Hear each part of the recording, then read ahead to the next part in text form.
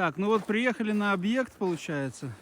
Сказали вот эту вот всю конструкцию подшить, снизу натяжной потолок с галогенками влупить.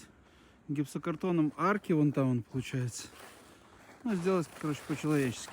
Потому что что-то заржавело все и так далее. Вот там профиля уже накручены, предыдущие работники делали. Но куда-то свалили, не знаю, надо с ними связаться, узнать, может заказчик не платит, непонятно. Такие моменты надо уточнять, прежде чем браться за работу. Проект не маленький, квадратов тут хватает примерно на 6 лет работы.